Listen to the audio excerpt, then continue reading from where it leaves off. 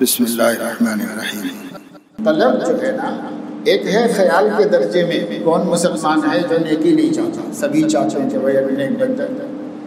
ایک ہے خیال کے درجے میں اور ایک ہے طلب کے درجے میں۔ تو جیسے سخت گرمی میں جگر کو پانی کی طلب ہوتی ہے، یہ سچی طلب ہے، ایسے ہی مسلمانوں کو اپنے زندگی میں جہنم سے بچنے کی فکر ہونی چاہیے، طلب ہونی چاہیے، اتنی سچی ہو جتنی سچی بھی اتنی سچی، تو پھر اللہ تعالیٰ عطا فرماتے ہیں۔ ایسے بندے کو اللہ محروم نہیں فرماتے۔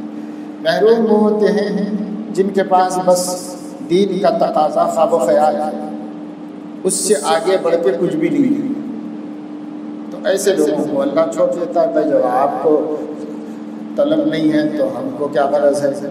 اللہ تو سب سے بڑا بے غرض ہے۔ اس وجہ سے صدق طلب کرنی چاہیے۔ تو مجلس، پوری مجلس صبح سے شام تک، اس کی بھی یہی نیت ہے، اور اس مجلس میں جس میں آپ سوالات کرتے ہیں، اس میں بھی اسی ضرورت کے سوالات ہونے چاہیے۔ ہمارے اور ہمارے گھر والوں کی زندگی میں دین کیسے آ جائے، ہم کیسے جہنم کی آگ سے بچ جائیں، اللہ کے غضب سے، اس کے غصے سے کیسے محفوظ رہ سکتے ہیں، اسی سے مطالبہ کیا گیا ہے سوالات۔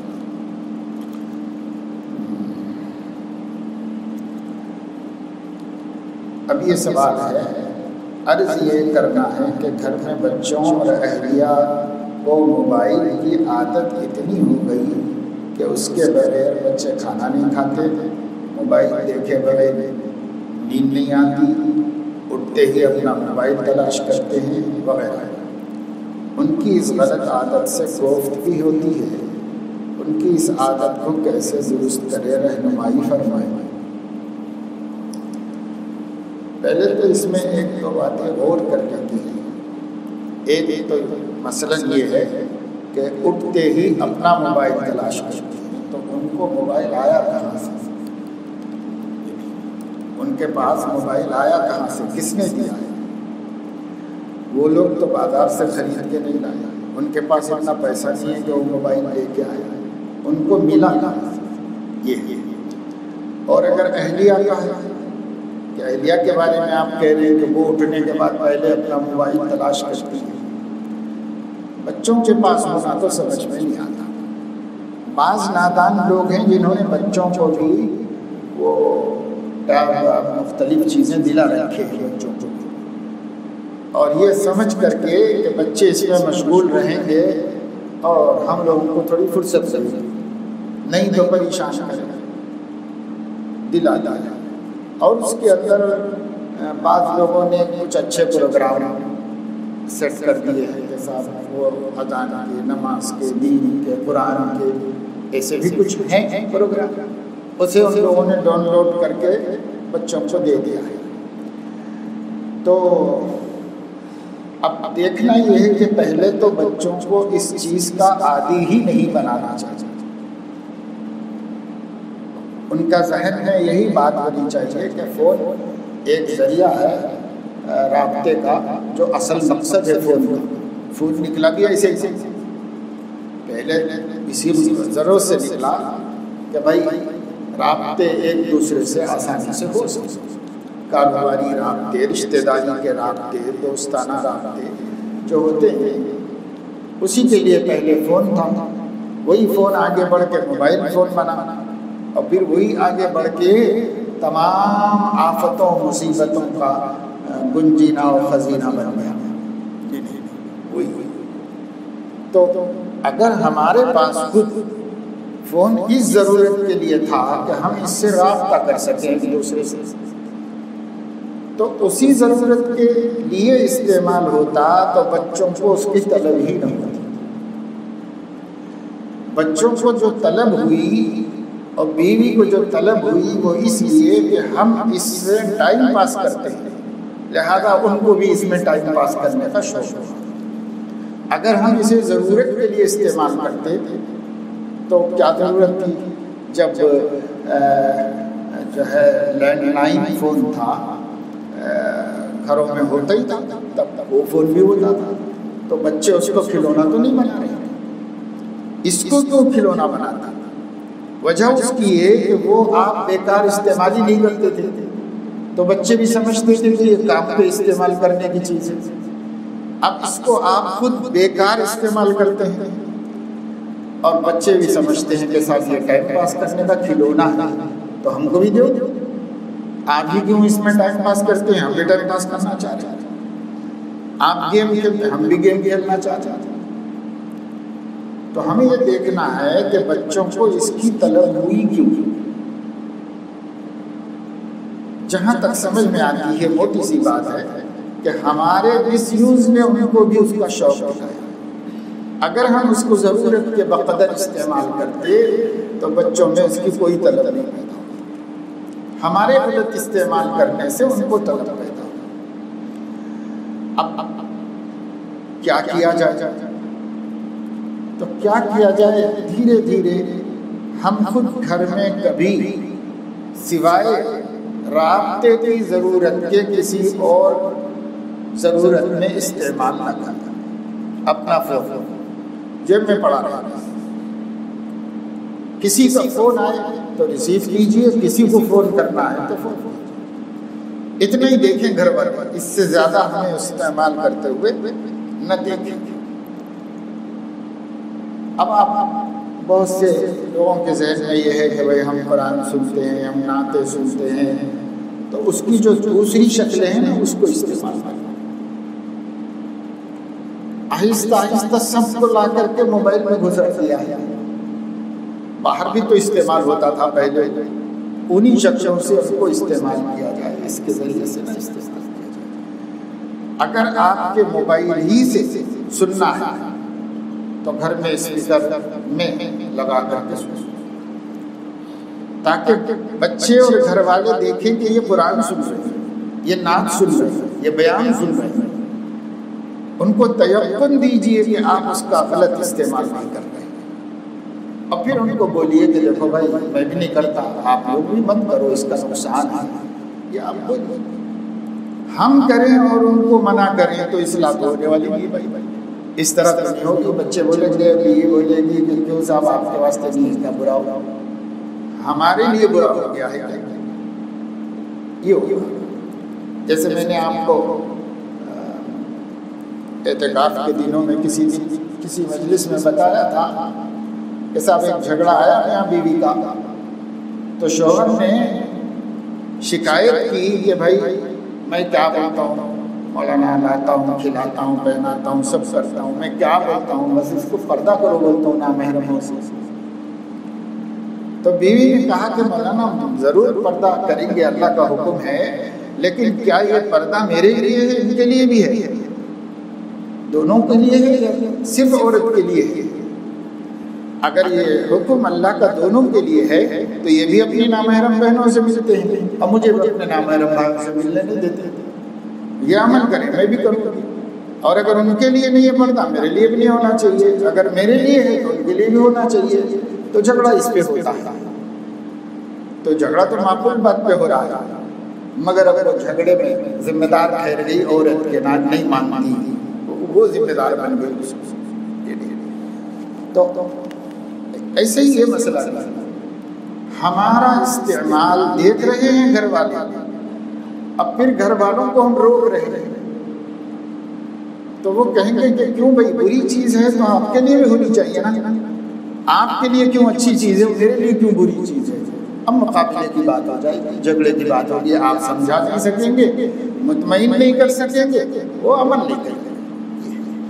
اس لیے سب سے پہلے خود اس کا غلط استعمال ہمیں چھوڑنا ہوگا۔ غلط سے مراد یہ نہیں ہے کہ گناہ کا استعمال، بہت سے لوگ گناہ میں نہیں بھی کرتے ہوں، لیکن فضول استعمال بھی غلط استعمال ہے، فضول استعمال یہ بھی غلط ہے، کیونکہ اسلام میں جیسے معصیت ناپسندیدہ ہے، لغو کا بھی ناپسندیدہ۔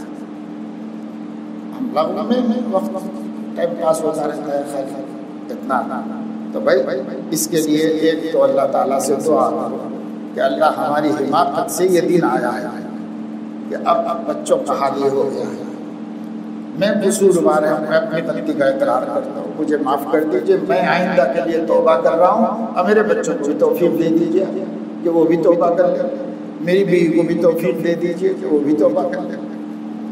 تو سب مل کے گھر میں اگریمنٹ کرو کہ نہ ہم نہ تم، انشاءاللہ جلد سے جلد مسئلہ حل ہو جائے گا۔ اگر صرف یک طرفہ اصلاح ہے بھائی تو یک طرفہ تو ہونے والی نہیں ہے۔ عورت کہتی ہے کہ میں برابر چکی کا ایک پارٹ ہوں اور سائیکل کا ایک پہیہ ہوں، آپ کے برابر ہم بھی ہیں، ہم کم نہیں ہیں، اور ہے بھی بھائی زندگی کا وہ ایک حصہ ہے، پورا آدھا حصہ ہے زندگی کا، اب وہ کیوں دبے گی، وہ دبنے کے لیے تیار ہے۔ تو اس وجہ سے سب مل کے طے کر لیں کہ بھائی ہم بھی نہیں کریں گے، آپ بھی نہیں کریں گے، آپ بھی نہیں کریں گے، کوئی بھی نہیں کرے گا، بس۔ تو پھر انشاءاللہ تعالیٰ اس سے نفع ہوگا، فائدہ ہوگا۔ اور اگر بہت زیادہ عادت پڑ گئی ہے تو دھیرے دھیرے کر کے ختم کرنا چاہیے۔ پہلے یہ بولیے کہ بھائی ہم روزانہ آدھے گھنٹے کے لیے دیں گے، بس اس کے بعد ہم لے کے رکھ لیں گے، کسی کے پاس میں نہیں رہے گا۔ پھر اس کو 20 منٹ کیجیے، اس کو 15 منٹ کیجیے، پھر اس کو چھڑا کے قرآن کے پڑھنے میں اور دینی کتابوں کے مطالعے میں اس میں لگا دیجیے کہ یہ کرو بھائی، اس سے بہتر ہے، علم آئے گا، سمجھ آئے گی، اللہ خوش ہو گئے۔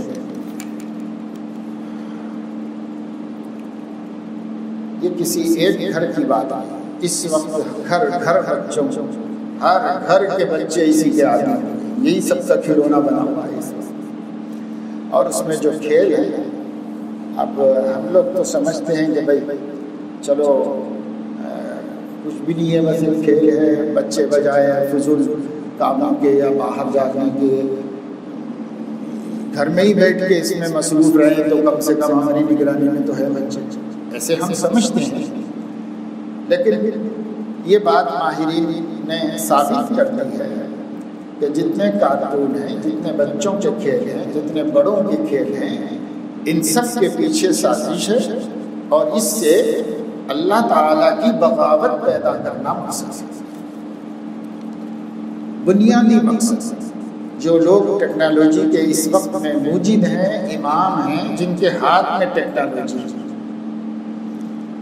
وہ اسرائیل ہے، وہ ٹیکنالوجی کا مولد ہے، وہیں سے پیدا ہو کے نکل رہے ہیں سب اور آ رہے ہیں۔ تو ان لوگوں کی بڑی سازش ہے، اور وہ خود بھی اب صاف کہہ رہے ہیں کہ ہم نے فلاں کارٹون اس مقصد سے بنایا ہے، فلاں کھیل اس مقصد سے بنایا ہے، فلاں کھیل اس مقصد سے بنایا ہے، فلاں سیریز اس مقصد سے بنایا ہے۔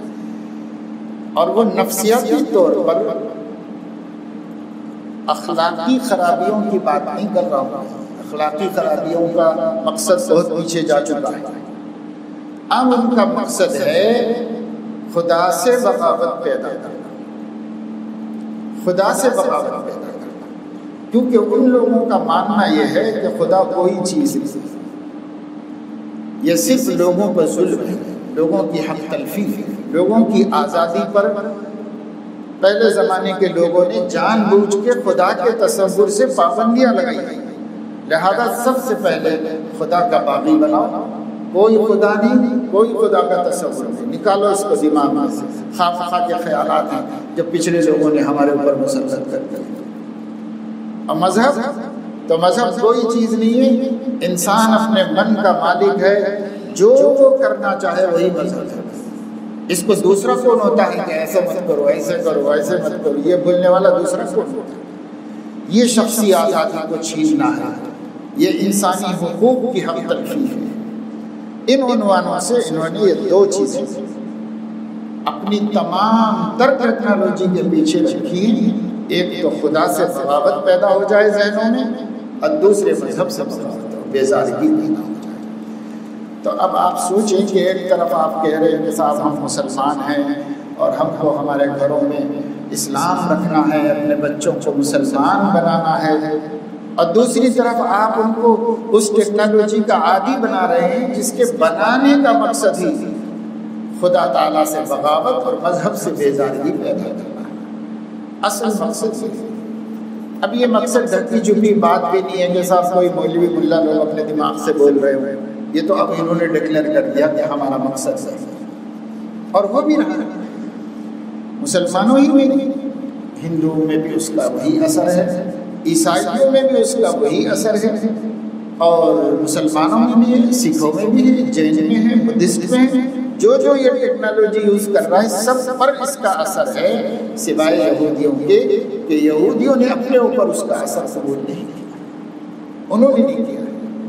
وہ کہتے ہیں کہ مذہب نمبر 1 پر ہے، اصل تو ہمارا عقیدہ ہمارا دین ہے، اس کے بعد اب باقی ساری دنیا کو اس میں لگایا کہ اصل خواہشات نفسانیہ ہیں، خدا کوئی چیز نہیں، مذہب کوئی چیز نہیں، سب کو اس پہ لگایا، لیکن خود اپنے لیے یہ نہیں پسند کیا ہوگا، اپنے لیے کہتے ہیں پہلی چیز مذہب ہے، پہلی چیز عقیدہ ہے، اپنے بارے میں قرآن سے، انجیل سے، بائبل سے بغاوت سکھا دی، لیکن اپنے بچے کو تورات کی محبت سکھا، تورات کا عشق سکھا۔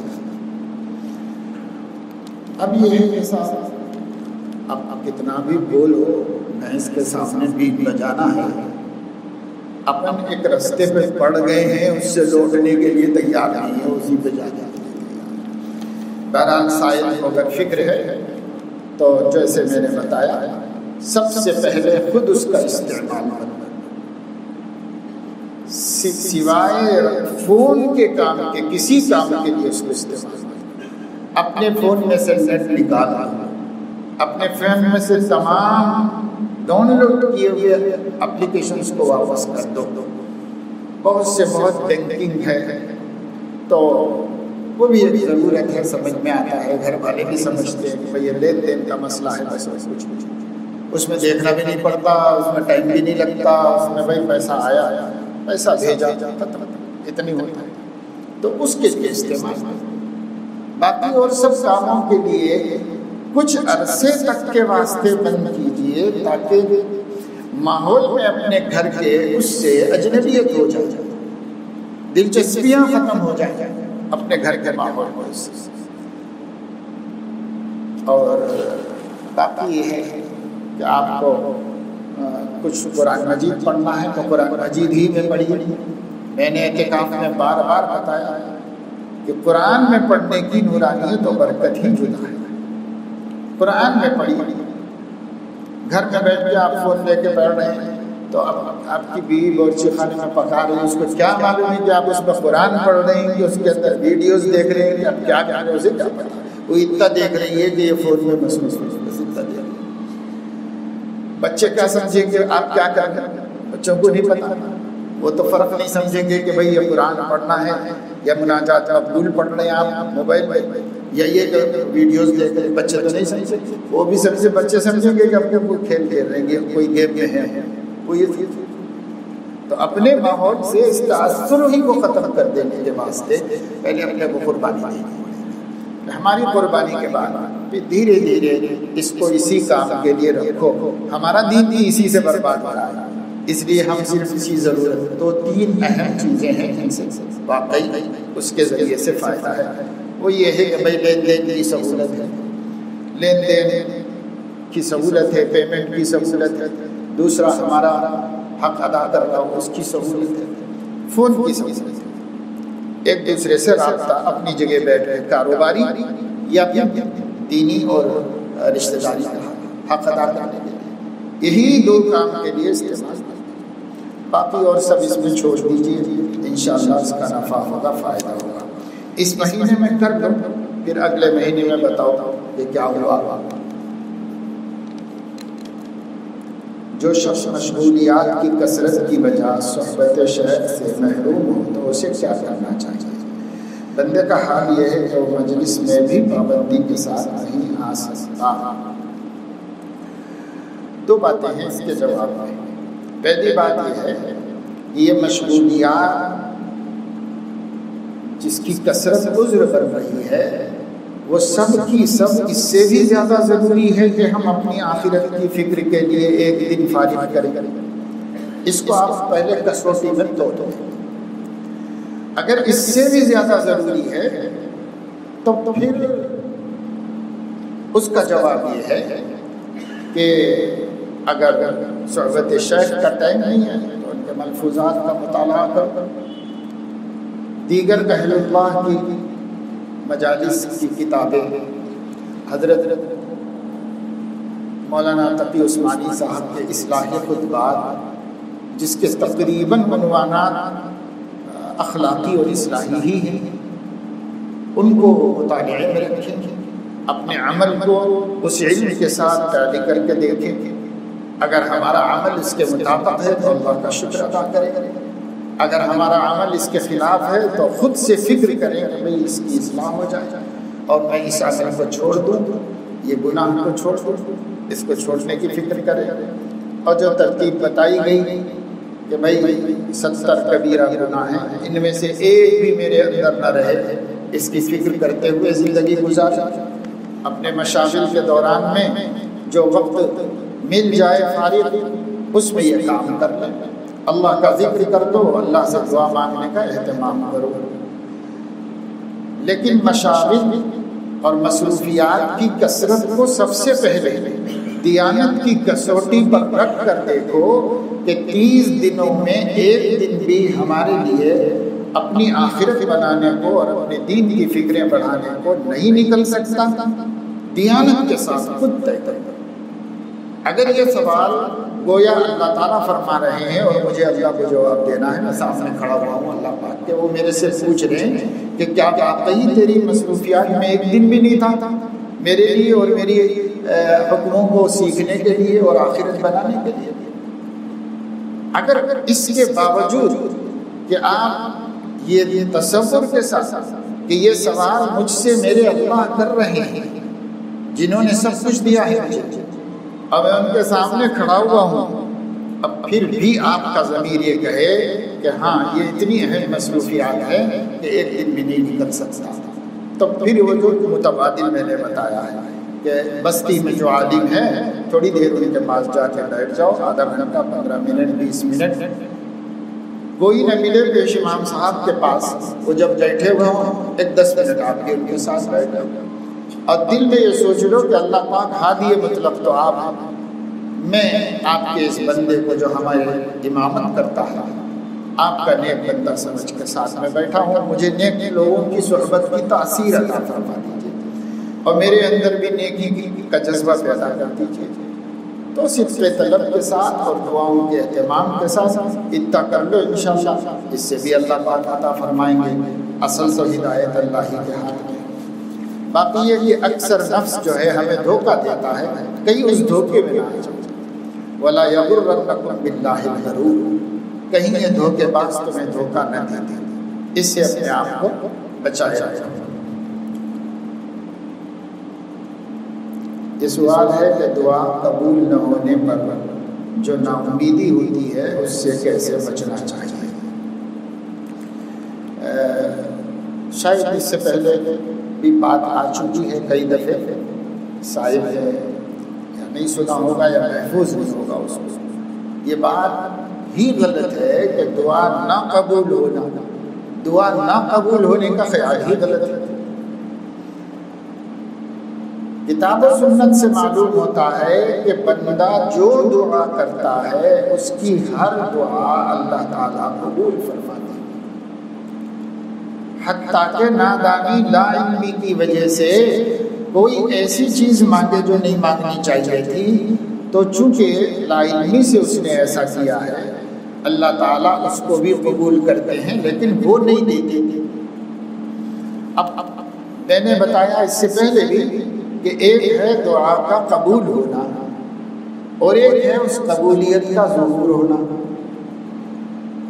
تو قبولیت الگ چیز ہے، ظہور الگ چیز ہے۔ اب اس سوال کو درست کریے کہ دعا کی قبولیت ظاہر نہ ہونے پر جو نا امیدی ہوتی ہے، اب پہلا والا سوال غلط ہے، یعنی دعا قبول نہ ہونے سے جو نا امیدی ہوتی ہے، تو یہ تو غلط سوال ہے۔ جب اللہ فرما رہے ہیں ادعونی استجب لکم، تم مجھ سے مانگو میں عطا کروں گا، تو اللہ تو وعدہ خلافی نہیں کرے گا، اللہ تو جھوٹ نہیں بولے گا۔ اللہ تو کبھی اس کے خلاف نہیں، برابر قبول کرتا ہے۔ بلکہ حدیث میں ہے کہ بندے کی دعا اس وقت تک قبول ہوتی رہتی ہے جب تک کہ وہ قبولیت کا امید رکھا ہوا ہے، اور جہاں مایوس ہوا تو پھر اللہ رد کر دیتے نہیں۔ تو پہلا سوال غلط ہے، دعا قبول نہ ہونے پر جو نا امیدی ہوتی ہے یہ سوال غلط ہے۔ شاید اس کو فرق کو سمجھ کہ یہ سوال غلط ہے۔ ہاں صحیح کیا ہے؟ صحیح سوال آپ کا یہ ہے دعا قبول ہونے کے بعد اس کا ظہور نہ ہونے پر جو نا امیدی ہوتی ہے اس سے کیسے بچا جائے؟ تو اس کا جواب یہ ہے کہ جب ہم یہ عقیدہ درست کر لیں گے کہ دعا رد ہی نہیں ہوتی، مومن کی دعا قبول ہوتی ہے، تو نا امیدی کا کیا سوال ہے؟ ہاں اس کا ظہور یا تو اسی طرح ہوتا ہے جس طرح ہم نے مانگا، یا اس کا ظہور اس کے بجائے کسی دوسری نعمت کے ذریعے سے ہوتا ہے، یا اس قبولیت کا ظہور اس نعمت کو دینے کے بجائے کسی اہم مصیبت سے بچانے کے ذریعے سے ہوتا ہے، یا اس کی قبولیت کا ظہور اس دعا کے اسی طرح قبول ہونے میں جو ہمارا نادیدہ نقصان ہے، ہم جانتے نہیں، جو نادیدہ نقصان ہے اس نقصان سے بچانے کے لیے اس کے اجر کو آخرت میں اللہ تعالیٰ مقدر فرما کر ظہور فرماتے ہیں۔ تو یہ چند شکلیں ہیں جن میں ہماری دعا کی قبولیت کا ظہور ہوتا ہے، ہم اس میں غور ہی نہیں کرتے۔ اگر ہم اس میں غور کریں تو مایوسی کی کوئی وجہ نہیں، مایوسی کی کوئی وجہ نہیں۔ مایوس نہ ہو اے دل دستے دعا اٹھا کر، پھیرے گا نہ وہ یوں ہی خالی در سے اپنے بلا کر۔ بلا کے خالی نہیں بھیجے گا اللہ تعالیٰ، دے کے ہی بھیجے گا۔ اس لیے مایوسی عقیدے کی خرابی کی وجہ سے ہوتی ہے۔ اگر ہم اپنا عقیدہ درست کر لیں دعا کے بارے میں، جو میں نے بتایا کہ اللہ نے قرآن میں فرما دیا ہے ادعونی استجب لکم، مجھ سے مانگو، دعا کرو، میں قبول کروں گا، میں تمہاری دعا کو قبول کروں گا۔ دوسرے یہ کہ اذا سألک عبادی عنی فإنی قریب اجیب دعوت الداعی اذا دعانی، جب داعی دعوت کرتا ہے، مجھے بلاتا ہے، مجھ سے دعا کرتا ہے تو اجیب، جواب دیتا ہوں، قبول کرتا ہوں۔ یہ دونوں آیتیں بتا رہی ہیں کہ اللہ تعالیٰ قبول کرنے کا عہد کا اعلان فرماتا ہے، اور اللہ وعدہ خلاف نہیں ہے۔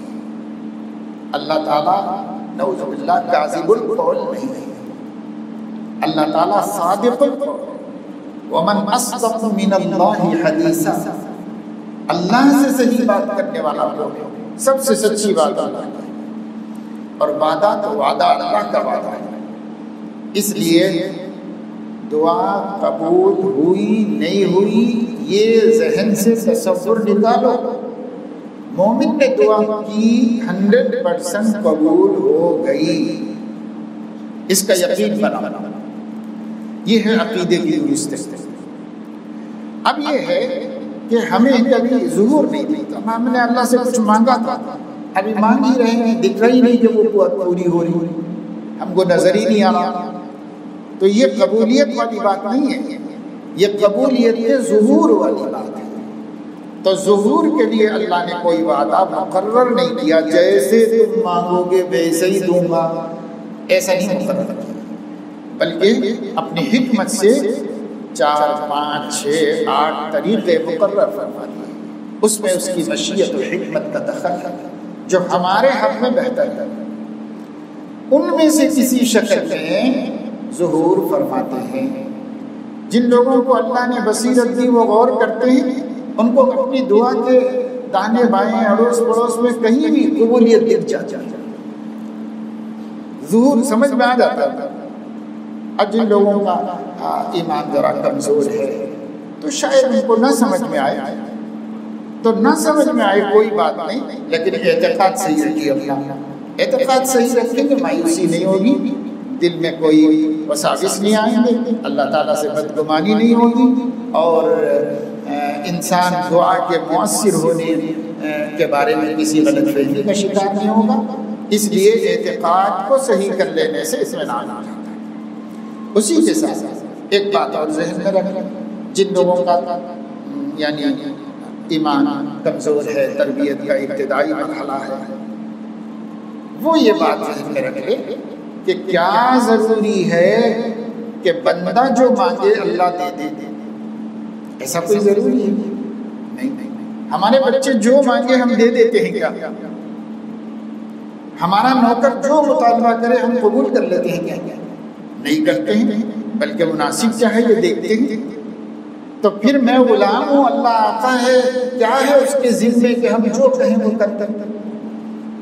تو ابتدائی ایمان والے تو ایسا سوچ چکا ہے، کیا میری کوئی اللہ تعالیٰ پہ اجارہ داری ہے، زبردستی ہے؟ وہ آقا ہے اور میں غلام ہوں، میری کوئی زبردستی نہیں۔ باقی وہ بات جو میں نے پہلے بتائی یہ اصل عقیدہ ہے مسلسل، اور یہی صحیح بات ہے۔ باقی شروع میں اس طرح بھی سوچ لو تاکہ نفس کو زیادہ گرانی نہ ہو، بندہ بن کر زندگی کس طرح گزارے گی۔ بندہ بن کر زندگی گزارنے کا مطلب یہ ہے، بندہ کس کو کہتے ہیں اس کو سمجھ لو۔ بندہ کہتے ہیں غلام۔ غلام کا کیا کام ہوتا ہے؟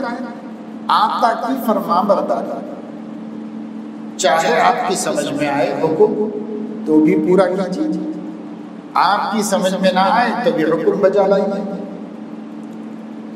اور چاہے وہ کام آپ کو اچھا لگے تو بھی کرنا ہے، اچھا نہ لگے تو بھی کرنا ہے۔ اسی کو بندہ پن کہتے ہیں۔ بس اللہ کے ساتھ ہم ایسے ہو جائیں کہ جو اللہ رسول کا حکم ہم تک پہنچ گیا ہے تو ہم اسے ما آتاکم الرسول فخذوہ وما نہاکم عنہ فانتہوا، بس یہ دو باتوں پر اپنی زندگی لے آؤ، بندگی آ گئی۔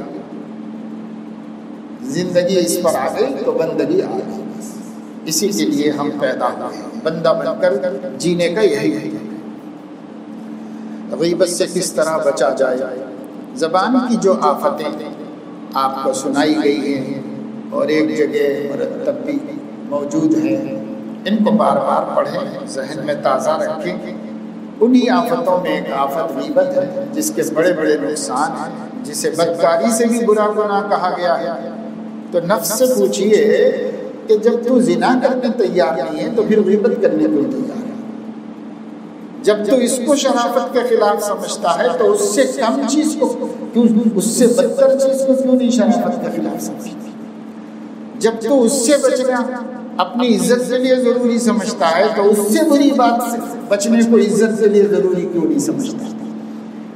اپنے نفس کو بتا کے سمجھا کے آمادہ کریں کہ نہیں، ہم نہ کسی کی برائی سنیں گے نہ کسی کی برائی کریں گے۔ تھوڑے دن مجاہدہ ہوگا لیکن مشق ہو جائے گی۔ لوگوں نے طرح کی کوششیں کی۔ جب مسلم لیگ اور کانگریس کا عروج کا دور تھا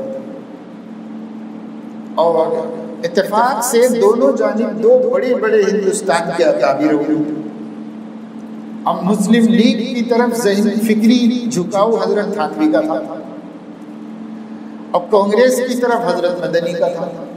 یہی اس وقت چوٹی کے اکابر ہندوستان میں تھے۔ تو نتیجہ یہ ہوا کہ ہندوستان کے مسلمان دو گروہ میں بٹ گئے، خاص طور سے دیندار مسلمان۔ اب جو عوام تھے وہ تو سیاسی طور پر دو پارٹیوں میں بٹے ہوئے تھے، لیکن جو دیندار مسلمان تھے، علماء، حفاظ، ائمہ، یہ لوگ بھی دو گروہ میں بٹ گئے، ایک تھانوی مکتب فکر کا اور ایک مدنی مکتب فکر کا۔ تو ان لوگوں کے درمیان میں نوک جھوک چلتی رہی، ہمارے حضرت سید تو ہمارے حضرت سید، اس کی نوک جھوک، جہاں دیکھو یہی، جہاں بیٹھے یہی شروع، جہاں بیٹھے یہی سلسلہ شروع۔ اس کا اثر دیوبند میں بھی تھا، علماء کے بیچ میں بیٹھکوں میں نکل جاتی تھی بات، ارے مولانا تھانوی نے ایسا کہا، مولانا مدنی نے ایسا کہا، ان کے حامی ان کی حمایت میں، ان کے حامی ان کی حمایت میں، ظاہر ہے کہ غیبت ہے، اس لیے کہ غائبانہ برائی کر رہے ہیں۔ تو ایک محدث تھے دارالعلوم دیوبند میں، حضرت مولانا میاں اصغر حسین صاحب دیوبندی رحمۃ اللہ علیہ، بڑے محدث تھے، پڑھاتے تھے دارالعلوم۔ عصر کے بعد ان کی مجلس میں بہت سے اساتذہ آ جاتے تھے، وہی ان کے پاس چائے ہوتی تھی، ان کی مجلس میں بیٹھتے تھے، ان کی باتیں سنتے تھے، مگر یہ باتیں وہاں بھی نکلنا شروع ہوئی۔ کسی نے ان کی طرف سے ذکر شروع کیا، کسی نے ان کا ذکر کر دیا، کسی نے ان کا کہ حضرت ایسا آیا اخبار میں کہ مولانا تھانوی نے یہ کہا، اور کسی نے کہا کہ نہیں حضرت مولانا مدنی نے آج یہ بیان کیا، انہوں نے یہ کہا، انہوں نے یہ کہا، تو حضرت کے سامنے بھی یہ آنے لگا۔ تو حضرت نے سوچا کہ بھائی یہ تو ہماری مجلس بھی اسی میں خراب ہو رہی ہے، گندی ہو رہی ہے، کیا کریں؟ سوچا تو اللہ نے کوئی تدبیر سوچائی۔ انہوں نے ایک دن مجلس میں یہ کہا کہ ارے بھائی ہم لوگ جو ہیں قرآن پڑھاتے ہیں، حدیث پڑھاتے ہیں، عربی زبان جانتے ہیں، 8 سال تک پڑھے ہوئے ہیں، لیکن ہم لوگوں کو عربی زبان میں محادثہ نہیں آتا، گفتگو کرنا نہیں آتا آپس میں عربی زبان میں، تو اس کی مشق کرنے سے آتا ہے۔ چونکہ ہم نے مشق نہیں کی تو ہم بخاری تو پڑھا دیں گے لیکن آپس میں بول نہیں سکتے عربی، قرآن کی تفسیر تو کر دیں گے مگر عربی بول نہیں سکتے۔ تو آج سے ہماری مجلس میں سب آنے والے چونکہ علماء ہیں اور طلباء ہیں، اس لیے اس کی پابندی کریں، جو بھی بولے گا وہ عربی میں بولے گا۔ اب اردو میں بات نہیں ہوگی ہماری مجلس میں، شاید اسی مشق سے ہم لوگوں کو عربی بولنا آ جائے۔ اب لگ گئی پابندی، ہر آدمی کو کچھ بولنا ہے تو پہلے دماغ میں جملہ تیار کرو اور پھر بولو۔ بولنا بھی ایسی جگہ ہے کہ استاد محترم بھی ہیں، ساتھی بھی ہیں، طلباء بھی ہیں، غلط بول دیں گے تو سب ہنسیں گے، اس لیے بولنا ہے اور صحیح عربی میں بولنا ہے۔ تو ایک ایک جملہ بنانے میں 2 منٹ 5 منٹ 10 منٹ ایک یہ بولنا چاہ رہے ہیں، بولنے کی تیاری میں ٹائم نکلتا جاتا ہے اور بہت کم گفتگو رہ گئی، اور جو گفتگو رہ گئی وہ ضروری باتوں کے لیے رہ گئی، پھر دوسروں کا تذکرہ ہی ختم ہو گیا۔ بہت بعد میں حضرت نے فرمایا کہ بھئی میرا اصل مقصد یہ تھا کہ یہاں بھی بڑوں کا ذکر نکل جا رہا تھا، غیبتیں ہو جا رہی تھی، تو اس ترتیب سے اس ترکیب سے میں نے بند کرا دیا الحمدللہ۔ اب کوئی بھی آدمی بہت ضروری بات سوچ کے عربی میں بولتا ہے، اور یہ سب سیاست وغیرہ بگاڑنے کے واسطے اتنی عربی آتی نہیں، اتنا بولنا آتا نہیں، قصہ ختم۔ چاہنے والے کو ہم شان کئی دیتے ہیں، اللہ تعالیٰ فرما رہے ہیں ہم تو مائل بکرم ہیں، کوئی سائل ہی نہیں، راہ دکھلائیں کسے، رہ رہے منزل ہی نہیں۔ پہلے شکوے میں کہا اقبال نے کہ حق پرستوں کی تو نے حق پرستوں کی تو نے حمایت، اگر نہیں تانا دیں گے کہ مسلم کا خدا دا۔ تو اللہ سے شکوہ کرنا کہ اگر تو نے حق پرستوں کی حمایت نہیں کی تو بت تانے دیں گے کہ مسلمان کا کوئی خدا ہی نہیں۔ پھر اسی شکوے کا جواب دیا، جواب شکوہ میں ہم تو مائل بکرم ہیں، کوئی سائل ہی نہیں، راہ دکھلائیں کسے سے، رہ رہے منزل ہی نہیں۔ کوئی تو ہم تو مائل بکرم ہیں، کوئی لینا ہی نہیں چاہ رہا ہمارا کرم، تو ہم کیا کریں؟ تو حقیقت یہ ہے کہ جب ہم چاہیں گے انشاءاللہ بھی بس سے بچ جائیں گے۔ ارادے کی ضرورت ہے، ارادہ مضبوط طاقت ہے، ارادہ کر لینا۔ غیبت میں، سننے میں، بولنے میں تھوڑا ٹیسٹ ہے، وہ گناہ بے لذت نہیں ہے، وہ گناہ بالذت ہے۔ اس میں دوسروں کی برائیاں سننے نفس کو مزہ آتا ہے، تو اس وجہ سے مشکل سے چھوٹتا ہے۔ گناہ بے لذت آسانی سے چھوٹ سکتا ہے، گناہ بالذت ذرا مشکل سے چھوٹتا ہے۔ اس لیے ہمت کریں گے تو اس پر قابو پا جائیں گے انشاءاللہ۔ اگر کسی کی غیبت ہو جائے تو تلافی کس طرح ہو؟ تلافی کی شرعی صورت یہ ہے کہ جس کی غیبت کی ہے اس کو پتہ چل جائے تو جا کر معافی مانگنا، جب تک کہ وہ معاف نہ کرے اللہ معاف نہیں کرے، اور اگر اس کو پتہ نہیں چلا تو اللہم اغفر لی ولہ کہے۔ یہ تو شرعی تلافی ہے، لیکن اپنے نفس کو بھی سزا دینا آئندہ نہیں کرنے کے واسطے، تو جب غیبت ہو جائے کم سے کم 4 رکعت نفل پڑھو، کم سے کم 1 پارے کی تلاوت کرو، کم سے کم آدھا گھنٹہ ذکر کراؤ بٹھا کے۔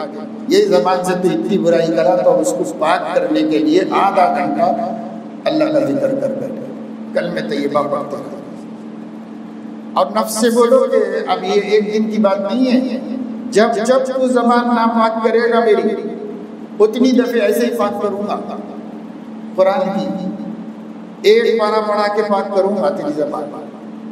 نفس کو ڈراؤ، نفس کو جب تک پریشر نہیں ڈالو گے وہ سننے والا ہے۔ ان النفس لامارۃ بالسوء، بڑا مکار غدار ہے، ہاں آئندہ نہیں کریں گے، آئندہ نہیں کریں گے، اس کی تو اس کو لت پڑ گئی ہے، عادت ہو گئی، آئندہ نہیں کریں گے، آئندہ نہیں کریں گے، آئندہ کراتا رہے گا، پھر یہی کہلاتا رہے گا کہ آئندہ سے نہیں کریں گے۔ جب تک پریشر نہیں ڈالیں گے آپ اس کے اوپر تب تک وہ رکنے والا نہیں ہے، لگام دینا پڑے گا، اگر لگام نہیں دیں گے تو یہ گھوڑا بے قابو ہو جائے گا۔ تو ایک ہے شرعی تلافی اور ایک ہے تربیت کا انتظام، یہ بھی کرنا ہے۔ تربیت کا انتظام نہیں کرو گے تو روز روز چلتا رہے گا قصہ، موت تک ایسے ہی چلے گا، رکنے والا نہیں۔ تنہائی کے گناہوں سے گھبراہٹ ہوتی ہے، اس سے کس طرح محفوظ رہا جائے؟ تنہائی میں نہ رہا جائے۔ جب تنہائی ہمارے لیے مضر ہو گئی، حالانکہ خلوت ہوتی ہے تعلق مع الحق کے واسطے، آدمی اکیلے میں اس لیے رہتا ہے کہ خلق کا تعلق ٹوٹ کر خالق سے تعلق جڑ جائے، کیونکہ اکیلے میں کوئی بھی نہیں، اس میں ہوں اللہ ہے تو تصور آسان ہو جاتا ہے۔ تو خلوت کا فائدہ تعلق مع اللہ ہے۔ اگر اس کے بجائے تنہائی میں گناہ ہو رہے تو تنہائی ہی میں مت رہو، ہمیشہ لوگوں میں رہو، سامنے ہی رہو، کبھی اکیلے میں مت رہو۔ جب اکیلا پن اس کو خلوت کہتے ہیں۔ جب خلوت مضر ہے ہمارے دین کے واسطے تو ہر مضر چیز سے بچنا چاہیے، خلوت سے بھی بچو، اپنے آپ کو اپنے اعمال پر فخر کرنا اور دینی خدمات انجام دے کر اپنے اندر بڑائی جتلانا، دوسروں کو حقیر جاننا، ان سے کیسے بچا جائے، اس کے برخلاف کیا جائے۔ جب ہمیں معلوم ہے کہ یہ بری چیز ہے، جب ہم پوچھ رہے ہیں کہ اس سے کیسے بچیں، تو اس کا مطلب یہ ہوا کہ یہ بری چیز ہے، آپ جانتے ہیں کہ بری چیز ہے، جب بری ہے تو بچو۔ بچنے کے لیے اصل میں نفس یہ کہتا ہے کہ کرنا کچھ نہ پڑے بچ جائے، اس غلط فہمی کو دور کرو۔ ہر گناہ سے بچنے کو کچھ کرنا تو پڑے گا، ارادہ کرنا پڑے گا، ہمت کرنا پڑے گا، نفس کو تلخی ہوگی اس تلخی کو گوارا کرنا پڑے گا، برداشت کرنا پڑے گا، اسی سے کام بنے گا۔ اس لیے ان سب چیزوں سے بچنے کا یہی طریقہ ہے۔ جہاں تک دینی خدمات آپ کر رہے ہیں تو آپ سوچو کہ کیا دینی خدمات ہم سے ہو رہی، یا کوئی نیکی ہم سے ہو گئی، کوئی اچھا کام ہم سے ہو گیا، تو کیا یہ میری ہماری طاقت سے ہوا ہے؟ ہمیں لا حول ولا قوت الا باللہ کیوں سکھایا گیا؟ لا حول علی الطاعت ولا قوت عن المعصیت الا بعون اللہ تعالی۔ یہ تفسیر کی حافظ ابن حجر اسقلانی۔ لا حول علی الطاعت، نہیں ہے طاقت نیکی کرنے کی، ولا قوت عن المعصیت، اور نہیں ہے طاقت گناہوں سے بچنے کی، الا بعون اللہ تعالی، سوائے اللہ کی مدد اور نصرت کے۔ اللہ مدد کرنے سے ہم نے نیک کام کیا، اللہ کی طاقت ملی ہمارے ساتھ تو ہم نے گناہ سے اپنے کو بچایا۔ اب غرور کس چیز میں بھائی؟ اپنا کمال ہوتا تو غرور کر سکتے تھے.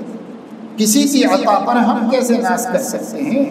شکر گزار ہو سکتے ہیں کہ اللہ نے ہمیں یہ توفیق دی. شکر گزار تو ہو سکتے ہیں، ناز کرنے کا کوئی حق نہیں. اللہ کو حق ہے کہ وہ اپنی ہر توفیق پہ ناز کرے کہ اس کے چاہنے سے بندہ بچا جائے. ہمیں کیا حق ہے؟ اس لیے اگر ہم اس کو صحیح طریقے سے سمجھیں، جو بھی ہم کر رہے ہیں اس میں ہمارا کمال ہے. جس کا کمال ہے اس کی تعریف کرو، اس کا شکر ادا کرو. دوسرے کو حقیر سمجھنے کا کیا حق ہے؟ آج اگر ہم سے اللہ یہ کام لے رہا ہے، کل ہم سے چھین کے اس کے ہاتھ میں دے سکتا ہے، تب ہم کیا کریں گے؟ وہ ہمیں حقیر سمجھے گا.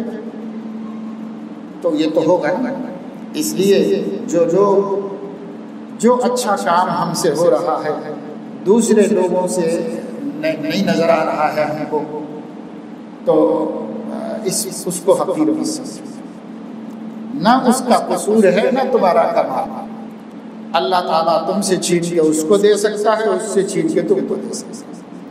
اس لیے بس اللہ کا شکر بجا لانا چاہیے، اللہ تعالیٰ کا تعریف کرتے رہنا چاہیے. محرم رشتہ دار مثلاً خالہ پھوپھو کو دیکھنے سے شہوت بھڑکتی ہو تو کیا ان سے بھی پردہ کرنا چاہیے؟ جی ہاں، مشائخ یہی فرماتے ہیں، فقہا بھی یہی فرماتے ہیں. اگر کسی محرم کو دیکھنے سے شہوت متاثر ہو رہی ہو، بدنیتی اور برے خیالات آ رہے ہوں تو ان سے بھی پردہ کرنا چاہیے. مسنون دعائیں پڑھنا بھول جاتا ہوں، رہنمائی فرمائیں. مشق کیجیے، مشق سے ہر کام آسان ہو جاتا ہے. گھر میں بے انتہا بے پردگی ہے. قرآن ایک جانب ہے، گھر والوں کا مزاج دوسری جانب. گھر والوں کو کس طرح سمجھایا جائے؟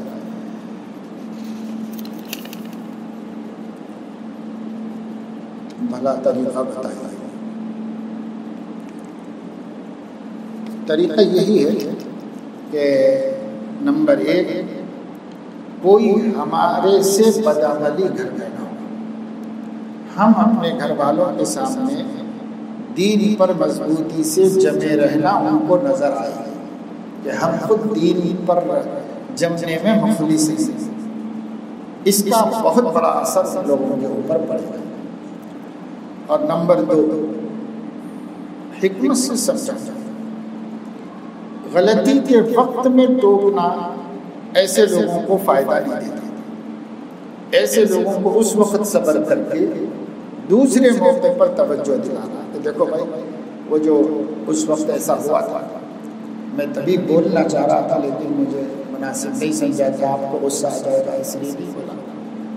اب میں بتا رہا ہوں کہ بات میری نہیں ہے، میری ناراضگی کی نہیں ہے، اللہ رسول کی بات ہے.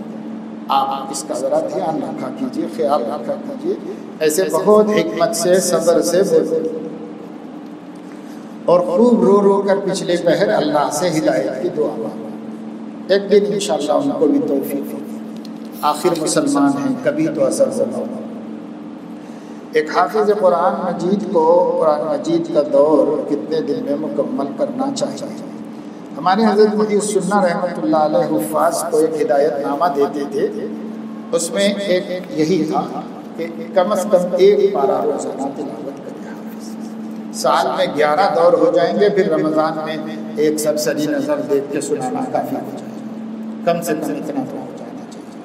اور حضرت فرماتے تھے کہ چاند کی تاریخ بھی یاد رہ جائے گی. آج چاند کی پہلی ہے، پہلا پارہ پڑھنا. دوسرے دن دوسرا پڑھنا. آج کل چاند کی تاریخ بھول جاتے ہیں تو حضرت فرماتے تھے چاند کی تاریخ بھی یاد رہ جائے گی کہ آج چاند کی کیا تاریخ ہے. آج میں نے جو پارہ پڑھا ہے وہ تاریخ. آج چاند 29 ہو جائیں تو 2 پارے پڑھ 30 کا ہو جائے، پھر نیا پارہ شروع. کم سے کم یہ ہے.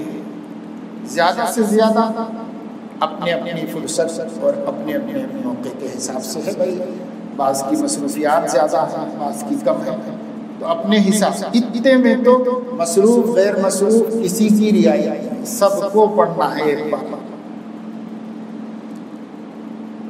ماشاءاللہ قرآن اچھا یاد ہے تو اوابین میں پڑھ لیجیے. تہجد میں اٹھ سکتے ہیں، تہجد میں پڑھ لیجیے. تہجد میں نہیں تو اوابین میں پڑھ لو، دن کی نفلیں شام میں نفلیں پڑھتے ہیں، آسان وقت بھی ہے پڑھ لے سکتے، ایک پارہ پڑھ لو، اور اچھا یاد نہیں ہے تو فی الحال یاد کرنے کی کوشش کے ساتھ دیکھ کے پڑھو، مگر ایک پارہ ہو، اور پھر یاد کیسے کرنا ہے وہی پروگرام بنا دیجیے کہ کتنا کتنا کر کے میں روزانہ یاد کر سکتا ہوں۔ کسی کو ساتھی بنا لو، سنا لیا، خود پڑھنے سے یاد نہیں ہوتا۔ بہت سے حافظوں کو میں سال بھر یاد دلاتا رہا کہ بھائی دیکھو رمضان کی تیاری کر لو، دیکھو قرآن پڑھتے رہو، گزشتہ رمضان میں کچا تھا پکا کر لو، کئی دفعے درمیان سال میں یاد دلاتا رہا، تو یہی بولتے رہے کہ ہاں میں پڑھ رہا ہوں، میں فکر کر رہا ہوں، پڑھ رہا ہوں۔ پھر رمضان شریف میں ویسے ہی ہوا، پھر پریشانی کی شکایت دیتے ہیں۔ تو میں نے کہا بھائی آپ نے یاد نہیں کیا تھا، آپ تلاوت کر لے رہے تھے، تلاوت سے یاد تھوڑی ہوگا، یاد سنانے سے ہوتا ہے۔ تو دوڑ کرو، ساتھی بنا، اس کا ایک پارہ سن لو، اپنا ایک پارہ سن لو، اور اگر کوئی سنانے والا نہیں مل رہا ہے تو چھوڑو، اپنا سننے کے لیے بات کر کہ بھائی میں ماہانہ آپ کو 1000 روپے دے دیا کروں گا، میرا ایک پارہ سن لیا کیجیے۔ قرآن کی حفاظت کے لیے 1000 روپے خرچہ کرو، جوتوں کی پالش کے لیے کتنے کو آ رہا ہے پالش لا کے رکھے ہوئے ہیں، قرآن کی حفاظت کے لیے تو کچھ پیسے خرچ کرو، کسی کو انعام دو اور بولو کہ بھائی میرا ایک پارہ، چاہے طالب علم دوں نا، ایک پارہ میرا سن لے بھائی میں تجھے انعام دوں گا، اس کو انعام دوں۔ قرآن کے لیے تو ہم سب کچھ کر سکتے ہیں۔ آپ کو پتہ ہے صحیح بخاری میں حدیث ہے کہ حضور علیہ السلام رمضان میں خیرات بہت زیادہ کرتے تھے، اور راوی اس کی وجہ ذالک لأنہ، یہ خیرات کی زیادتی اس وجہ سے تھی کہ جبرائیل آتے تھے اور آپ کا قرآن سنتے تھے، اس خوشی میں خیرات کرتے تھے۔ تو قرآن مجید کئی صحابہ کے بارے میں آتا ہے روز تلاوت کرتے تھے، 3 پارے، ایک منزل کی تلاوت کرتے تھے، اور جس دن ختم ہوتا تھا اس دن کھجور تقسیم کرتے تھے۔ ان لوگوں کے پاس وہی دولت بڑی نعمت کیا تھی، کھجور بانٹتے تھے۔ یہاں تک کہ غریب صحابہ کو یہ پتا تھا کہ فلاں کا کب ختم ہوتا ہے، فلاں کا کب ختم ہوتا ہے، ان لوگوں کو سب کو پتا تھا صحابہ کے بارے میں، تو وہ ان کے ختم میں جا کے بیٹھ جاتے تھے۔ اب وہ آخری پارہ پڑھ کے آخری ختم کھجوریں تقسیم کرتے، چلو ان کے ختم قرآن میں مل جائے گا، کھانے کو کچھ مل جائے گا۔ اتنا صحابہ کا اپنا طریقہ کار تھا۔ ہم لوگ کو یہ اہمیت دیں تب نہ ہم سے ہو سکے گا، ہمارے پاس اہمیت ہی نہیں ہے، اس وجہ سے کیا کریں۔ آج سے 10 سال پہلے جب اختر آپ سے تعلق شروع کیا تھا، اس وقت خاص فکر اور والہانہ محبت تھی، جو اب بالکل کم یا ختم محسوس ہوتی ہے۔ اس کی کیا وجہ ہو سکتی ہے؟ اختر کو ایسا لگتا ہے کہ مجلس میں نہ اور غیر حاضری اس کا سبب ہو، تو سبب تو آپ نے ہی کھوج کے نکال لیا، جب نکال لیا ہے تو اس کا حل نکالو۔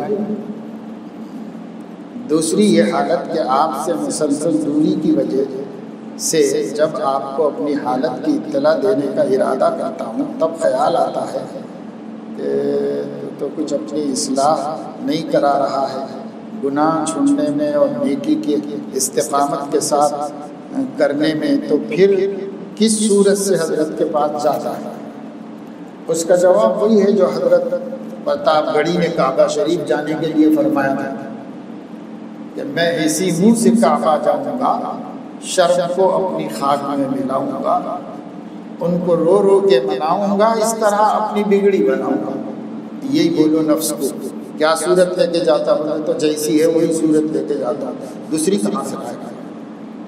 کوئی فٹک لگا کے نہیں آ سکتے کہ شیر کی صورت لگا کے آ جاؤ، وہی صورت ہے، وہی لے کے اللہ کے سامنے جانا ہے، وہی لے کے پیر صاحب کے سامنے جانا ہے، جاؤ۔ ہاں، اللہ کے سامنے جانے سے پہلے اس صورت کو اچھی بنا دو تاکہ اللہ کو دکھانے کے قابل ہو جائے۔ تو شکل تو نہیں بدلے گی نا، اعمال بدلیں گے، اخلاق بدلیں گے، جذبات بدلیں گے، تقویٰ بدلے گا، یہ بدلے گا۔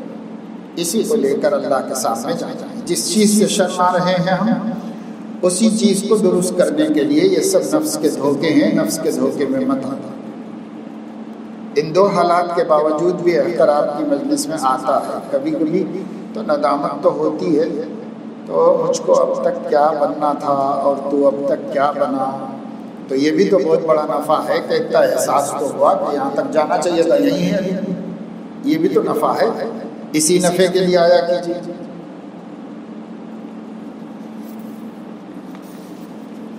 اللہ کے فضل سے نظر کی حفاظت ہو رہی ہے۔ میرے ذہن میں 4 سال کی قضا نماز ہے، اس میں 2 ماہ سے روزانہ 5 نماز ادا ہو رہی ہے، الحمدللہ۔ اتنی کر کے سے روزانہ 5 ہی صحیح ادا کرو۔ اللہ دیکھ رہے ہیں کہ بندہ ذمہ داری سے ضرور دوش ہونا چاہ رہا ہے، تو انشاءاللہ یا تو زندگی میں آپ ضرور دوش ہو کر صاحب ترتیب ہو جائیں گے، اگر نہیں ہو سکے اس سے پہلے موت آئے گی تو اللہ صاحب ترتیب لوگوں میں اٹھائے گا، مگر روکو مت، بیچ میں سلسلہ چلتے رہنے دو۔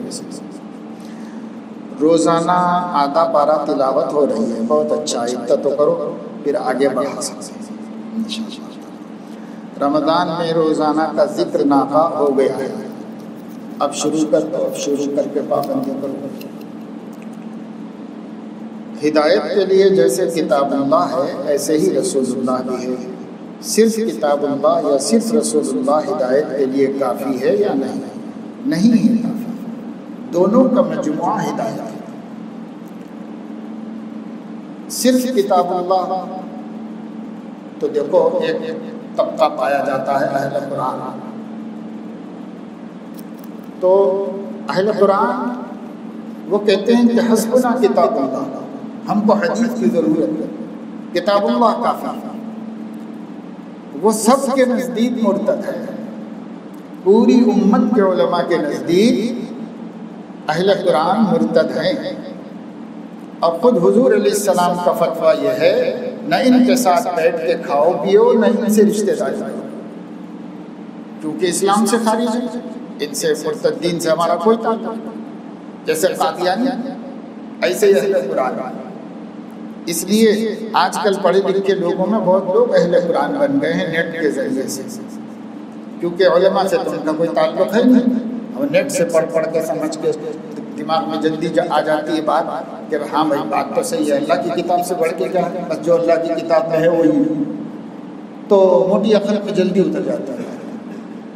لیکن حضور علیہ السلام نے فرمایا اللہ نے مجھے قرآن دیا، اور قرآن جتنا اور علم دیا۔ اخیر زمانے میں کچھ لوگ پیدا ہوں گے جن کے سامنے میری حدیثیں پیش کی جائیں گی، وہ کہیں گے کہ ہم کو حدیثوں کی ضرورت نہیں ہے، قرآن لاؤ، قرآن کی آیت سناؤ، ہم کو حدیثوں کی ضرورت نہیں ہے۔ تو حضور نے فرمایا میں ان سے بری ہوں، وہ مجھ سے بری ہے، اور جس سے نبی بری ہو گیا وہ مرتد ہے، وہ اسلام سے اس کا کوئی تعلق نہیں، وہ خارج ہے اسلام سے۔ نبی بری ہونے کے بعد اب کیا رہا، اللہ بھی بری ہو گیا۔ تو اس لیے دونوں کے مجموعے کو ہدایت کہتے ہیں، کتاب اللہ اور سنت رسول اللہ کا مجموعہ ہدایت ہے۔ نظر جب کسی لڑکی پر پڑتی ہے تو نظر ہٹانے کے باوجود ایک مزہ آتا ہے، وہ بھی گناہ ہے کیا؟ ایسا ہے کہ پہلی نظر تو معاف ہونے کا مطلب یہ ہے کہ اس نظر کو فوراً ہٹانا۔ اب ہٹانے کے بعد بھی کبھی تھوڑی دیر تک آنکھ میں نقشہ نظر رہ جاتا ہے، وہ فطری چیز ہے، اس سے لطف اندوز نہ ہو، خود سے اس کا تصور کریں، خود سے اس کے بارے میں سوچے، بلکہ دھیان سے نکال دے اور نکل کے جائے گا۔ کتنے مناظر رستے میں دکھتے ہیں، سب باقی تھوڑی رہتے ہیں، نکل کے جائے گا، نکال۔ ایک ہے ذہن میں کسی کا تصور باقی رہنا، آنکھ جو بھی دیکھتی ہے نا وہ دل میں امپورٹ کر دیتی ہے، اس کا پرنٹ چلا جاتا ہے دل میں، تو وہ جلدی مٹتا نہیں، کبھی آدھا پون گھنٹہ رہتا ہے، کبھی 2-4 گھنٹے رہتا ہے، کبھی کئی دن رہتا ہے، کبھی رہ کے ستاتا ہے۔ جتنا ہم سرسری نظر ہوگی اتنی جلدی نکل جائے گا، اور اگر ہر نظر ہم نے جما کے رکھی غور سے دیکھ لیا اچھی اتنی دیر سے نکلے گی، لیکن آپ دھیان نہ دو تو نکل جائے گا، دھیان دو تو مضبوط ہوگا۔ اس وجہ سے اس وقت تک گناہ ہے جب تک ہمارا ارادہ اس سے تلذذ کا ہو، اور جب ہمارا ارادہ نہیں تو انشاءاللہ گناہ نہیں۔ حضرت موبائل میں قرآن پڑھنا کیسا ہے؟ اب تو کئی دفعے ہم بتا چکے ہیں بھائی کہ قرآن پڑھو قرآن مجید میں جہاں تک ہو سکے۔ ہاں سفر میں ہیں، جلدی میں ہیں، کسی جگہ پر ہمیں ڈاؤن لوڈ کر کے رکھو کہ نہ پڑھنے سے تو پڑھنا بہتر ہے، اس لیے جہاں اس میں موقع ملا اس میں پڑھو، ورنہ ہوگا یہ کہ رفتہ رفتہ اس کتاب کا تصور ذہنوں سے نکل جائے گا، تصور بھی نہیں رہے گا کہ قرآن کیسا تھا، یہ تصور بھی نہیں رہے گا، تو پھر بہت بڑا نقصان ہوگا اس کا آگے چل کے۔ ہمارے بچوں کو قرآن کے بارے میں سمجھانا بھی مشکل ہے، ان کے ذہنوں میں اللہ کی ایک عظیم کتاب کا تصور بھی۔ قرآن مجید میں اللہ تعالیٰ نے اس کو کتاب اللہ بھی کہا ہے اور کلام اللہ بھی کہا ہے۔ کلام اللہ کی حیثیت سے تو آپ جو پڑھتے ہو سب کلام اللہ ہے، زبان سے قرآن جو نکل رہا ہے کلام اللہ ہے، لیکن کتاب اللہ کی حیثیت سے کتابی شکل کے اندر اس کو رکھنا یہ توارث اور تعامل ہے جس کی حفاظت ضروری ہے۔ اب یہ دھیرے دھیرے ختم ہو جاتا ہے، بلکہ بہت سے لوگ فیشن کے طور پر اس میں قرآن میں اس میں ہی پڑھنا چاہتے ہیں، موجود ہے مسجد میں بیٹھے ہیں صف اول میں سامنے قرآن مجید رکھا ہوا ہے تو بھی نکال کے جب سے اسی میں پڑھنا چاہتے ہیں۔ اس کا مطلب یہ ہے کہ پھر اس میں ہمارا دشمن کامیاب ہو جائے گا کہ کتاب اللہ کا ایک تصور ہی ہماری نسلوں کے ذہن سے نکل جائے گا۔ اس لیے یہ بڑی سازش ہے، اس سے بچنے کی کوشش کریں، جہاں تک ممکن ہو سکے گھر میں، مسجد میں، مدرسے میں قرآن ہی نہیں، اس کی برکت پہ خوب ہے۔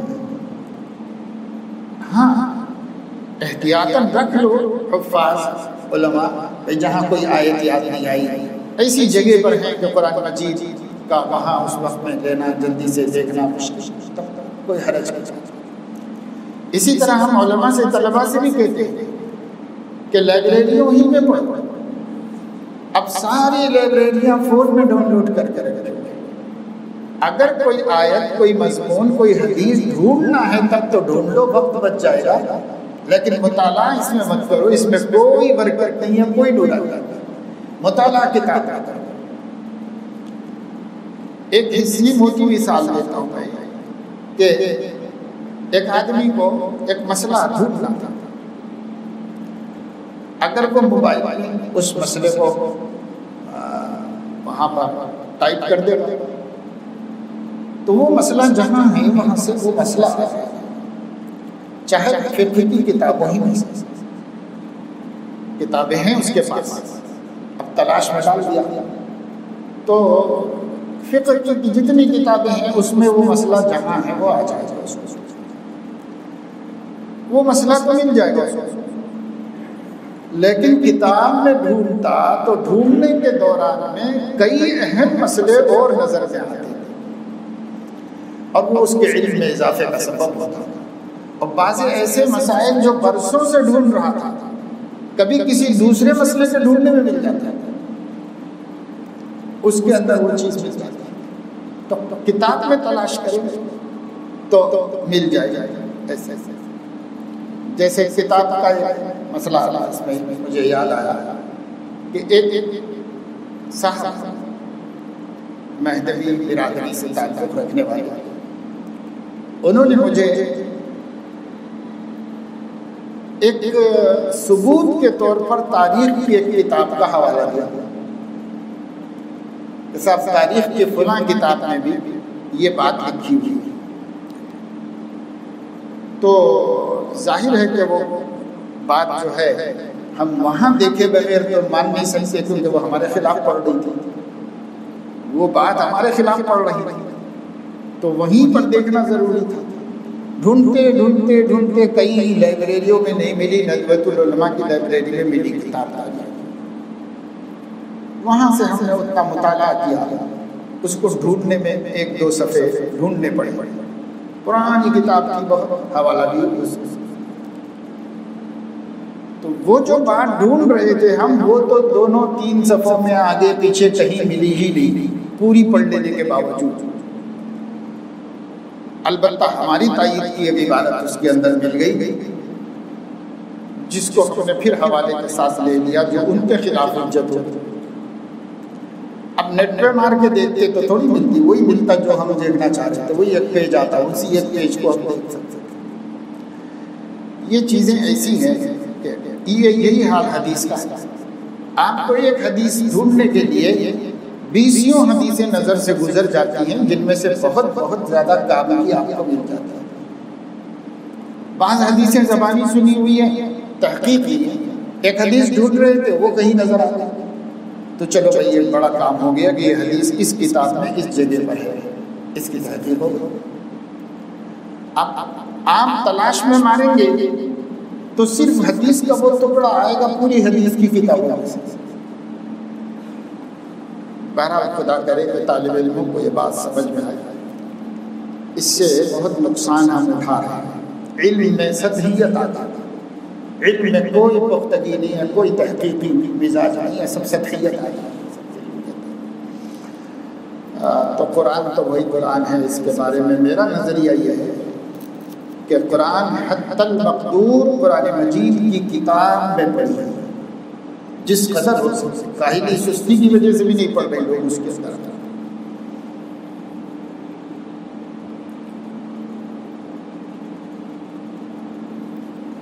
قرآن کے ظاہر کا احترام عبادت ہے، قرآن کے مکتوب نقوش کو دیکھنا بھی عبادت ہے۔ چلو وہ دیکھنا ہم کہہ سکتے ہیں کہ بھئی یہ بھی پیج پہ نظر آ جاتے ہیں، لیکن اس کی ظاہر کا احترام نابود ہو جائے گا۔ قرآن صاف ستھری رکھنا، جزدان میں رکھنا، باوضو ہاتھ لگانا اور اہتمام کے ساتھ اس کو پڑھنا، اس کا احترام کرنا، عزت کی جگہ پر رکھنا، دیکھ کے خوش ہونا، اب وہ رہے گا ہی نہیں قرآن کا کیا کیا، بس بٹن دبایا دیکھ کے پڑھنا شروع کر دیا۔ تو قرآن والا تصور ذہنوں سے نکل رہا ہے مسلمان۔ زندگی اور موت کی تیاری کس طرح کرے، نفس شیطان سے بچتے ہوئے، وہی ہے ما آتاکم الرسول فخذوہ وما نہاکم عنہ فانتہوا۔ نیکیوں میں اضافہ اور معصیت و گناہوں سے بچنا، اور نیکیوں میں فرائض پر، واجبات، سنت مؤکدہ پر اکتفا کر سکتے ہیں، پر گناہوں میں کسی پہ اکتفا نہیں ہے کہ حرام نہیں کر رہے تو کبائر نہیں کر رہے صغائر چلنے دو، ایسا کچھ گناہ میں کوئی سمجھوتا نہیں، اس کے اندر جو ہے اہتمام کرو، پھر انشاءاللہ وہی زندگی اللہ کی چاہیے کی زندگی بن جائے گی۔ بس یہ پہلا والا سوال تھا۔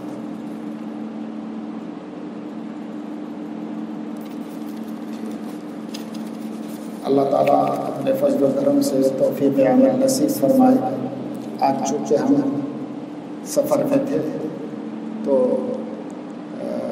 مجلس کی ترتیب بدل دی گئی، صبح والی مجلس کو ظہر کے بعد کر دی گئی، اور دوسری مجلسیں ان حضرات کو چلاتے رہنے کے لیے میں نے کہا۔ تو کل ہم بھاگلپور میں تھے بہار میں، وہاں سے رات 9 بجے چلے اور صبح 5 بجے کلکتہ پہنچے، کلکتہ سے نکل گئے 12 بجے ہمارا۔ تو اس وجہ سے مجلس کی ترتیبیں بدل دی گئی ہیں۔ اب آپ لوگ انفرادی اعمال کریں، آرام تو شاید ظہر سے پہلے کر چکے ہیں یا نہیں کیے ہیں تو اب کر اثر سے بعد کا پروگرام حسب معمول رہے گا۔ سبحانک اللہم و بحمدک اشہد ان لا الہ الا انت